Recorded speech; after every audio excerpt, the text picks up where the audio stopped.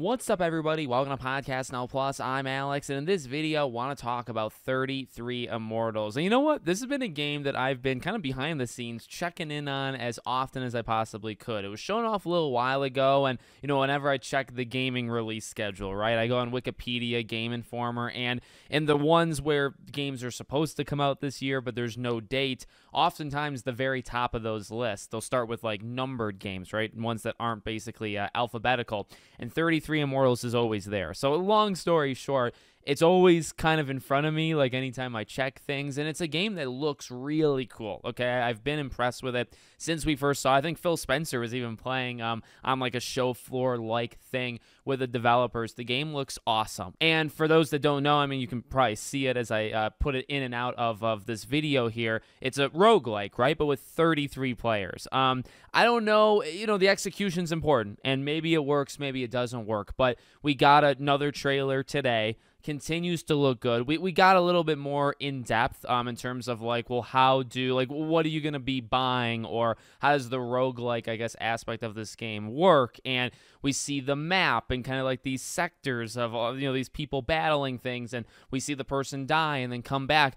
Again, I think just kind of further reinforcing this game's probably going to be pretty good. I don't want to get my expectations too high. Hades is probably my favorite roguelike game ever, and maybe even Dead Cells. It's very hard, I would say, and 33 Immortals does give me Hades vibes.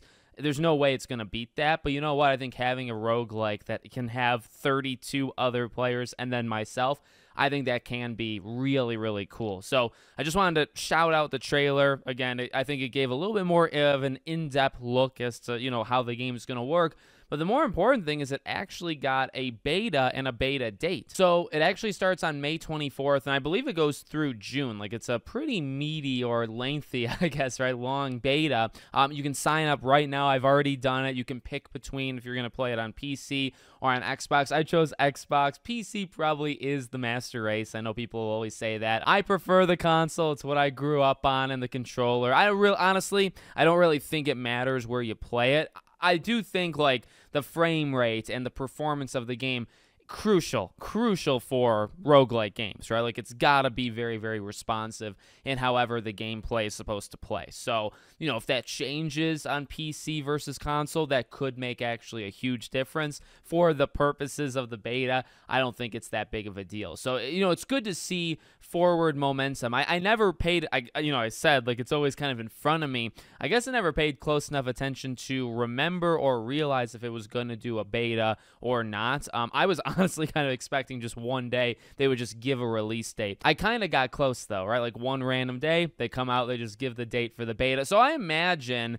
the game, this could be a summer game. This could be like a July, August, September type game, full release. But I'm into it. I've been a fan since they first showed it. Again, I wanted to kind of shout it out. I felt this was a good place to do it. It doesn't seem like it's getting a lot of traction. I watched the trailer, I believe, on their official YouTube page. I don't know if it was maybe shown on IGN and other places, but it wasn't getting like a lot of feedback. It wasn't getting a lot of views, I guess is another way to say it. And that's, it's going to be a smaller-ish game. This is, I mentioned Hades. Unless this game really strikes some sort of like incredible balance of awesome roguelike, but also this amazing multiplayer experience, which it could, and it could become, I think, a bigger thing in like the mainstream. If it's like a fine game, a good game, but nothing like outrageously special, it might always be kind of this smaller under-the-radar game. But hey, I wanted to give it a little support on this channel. I'll be playing it. I'll be covering it the best I can, okay? Let me know what you guys think in the comments. Make sure you're subscribed to the channel, bell icon turned on. I hope to see you all on the next one.